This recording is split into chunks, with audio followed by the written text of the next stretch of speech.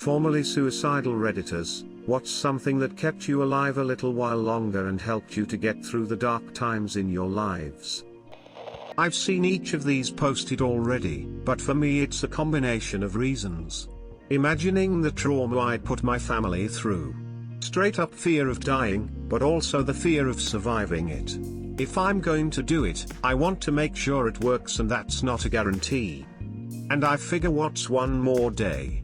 I have my whole life to kill myself. What's the rush?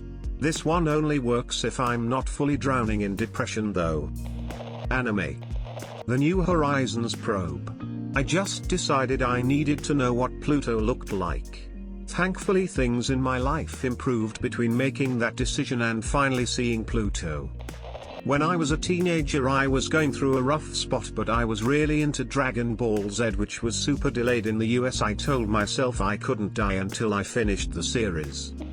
With the help of some close friends, I burned my suicide letters the night I tried acid for the first time. I'm not condoning hard drug use, but acid changed my life for the better just that one time, and things haven't seemed so bad since that night. Once during a period that I was seriously considering it, I happened to be driving in an ice storm and lost control. I went down a 100-foot embankment through a lot of large brush/small and medium-sized trees, none of which broke my window and cut me, jabbed or otherwise maimed me. I also stopped just before slamming head-on into a large tree. Responders said they had seen wrecks not nearly as bad where they pulled bodies from the car. My blazer was totaled, the airbags never deployed, and I walked away with only a small bruise on my forearm. I decided that if my God showed me how easily and quickly my life could have been snuffed out, and wasn't, that perhaps I needed to live, because whatever my purpose was, it had not yet been fulfilled. My dogs. When I was holding a gun to my head, they both came in the room and gave me an odd look. I couldn't go through with it. Not through the dark though. Anime, video games, and eventually the guys that I played video games with. It was difficult for me to find a meaning in life. But then, there was none in death either. At least you can have fun, talk to friends, read books, watch movies, or see something interesting every now and then in life. Then my son was born. He changed the whole equation in favor of life. My mom actually did kill herself, so whenever I felt that way I just always thought of my siblings. I'm the oldest and I can't put them through that twice. My best friend and I also have made a pact to not kill ourselves on purpose. Can't go back on a best friend pact, you know? My mom found my aunt's body post-suicide. I don't want her to hurt like that again. This sounds dumb, but Markiplier videos and manga updates. They were all I had to live for. The fact that so many people relied on me in their day-to-day lives. Between my grandfather, now passed, who had dementia and required me to live with him for care, to my girlfriend with tons of her own mental health challenges, and all the friends I had who looked to me as the rock they could anchor to so they could make it through either college or grad school and come out sane. Every time I thought about it, all I could imagine of the world I left behind was one darker and full of lost people I left behind. Though it did stop me from ending things, it only ever made me more depressed to have to be that for all of them, even if I didn't want to be all the time. I remember being in university and walking past a tall parking garage every day on my way back from classes.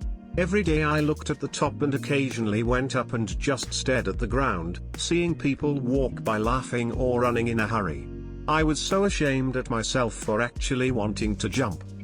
Eventually I stopped going to some of my classes because I couldn't get out of bed in the morning. My advisor reached out to me, and when I met with her and she asked why I wasn't going to class, I just broke down and couldn't do it anymore.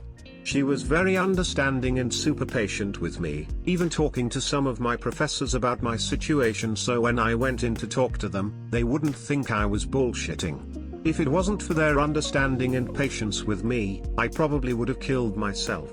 They helped me confront it and seek help. If you ever feel depressed, talk to someone at least.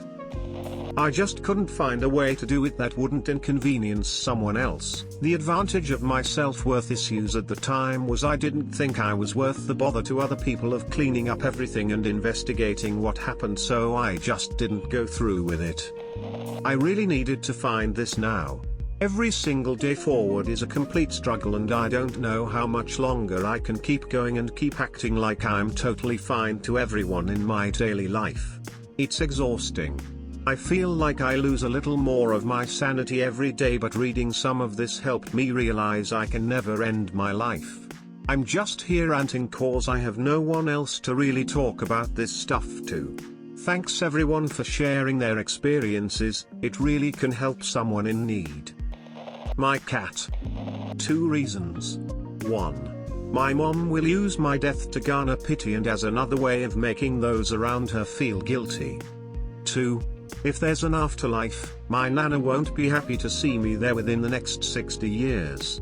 She died in April. I'm still suicidal, but these are the 2 things that keep me from doing it the most. Being curious about what comes next. I've struggled with my self-worth for many years now and have found the best medium to finding happiness in life is through helping others with their own. You can't help anyone if you're dead. The cons heavily outweigh the pros. Even if the pro was a really big one, the cons would turn into the weight of the universe after I was dead and the pros wouldn't matter anymore. My pet cats. Little buddies need their food and daily routines so they can live the VIP life.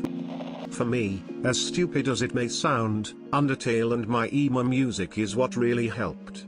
Also, even though it wasn't ideal, my crush, who has now evolved to be someone I love, being a close friend. Unfortunately, she's not lesbian, but her being there is enough to make me want to stay here and improve myself.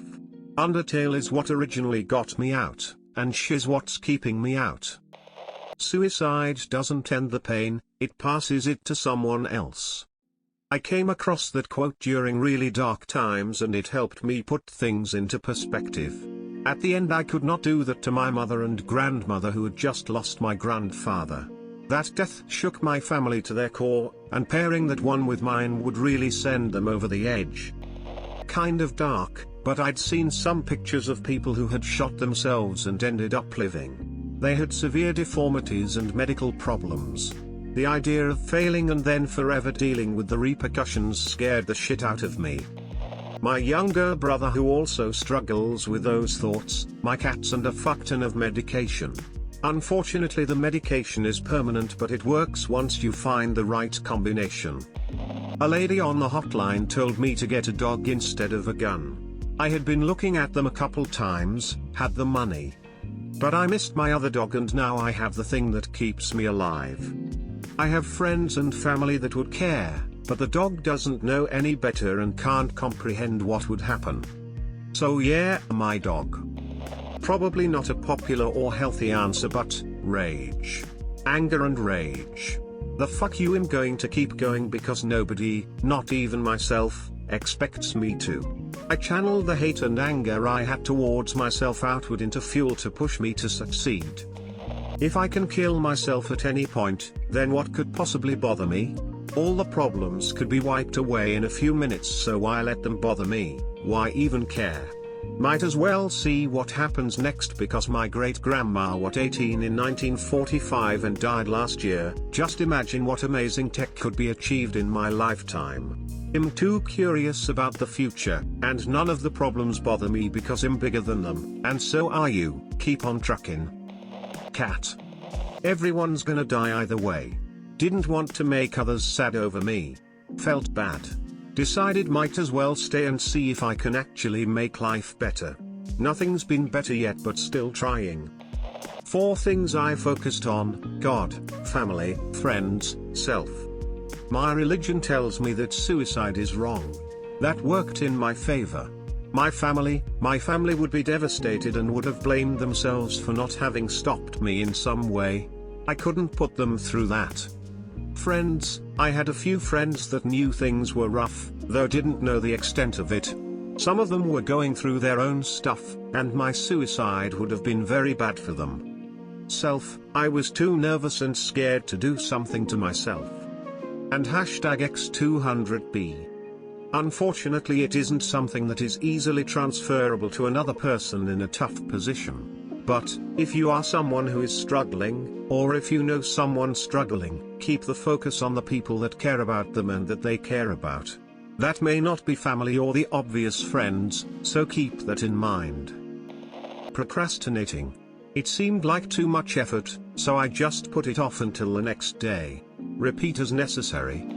The only thing that keeps me from finally doing it, is the thought that my dog won't understand what happened and why I'm gone. Not my family.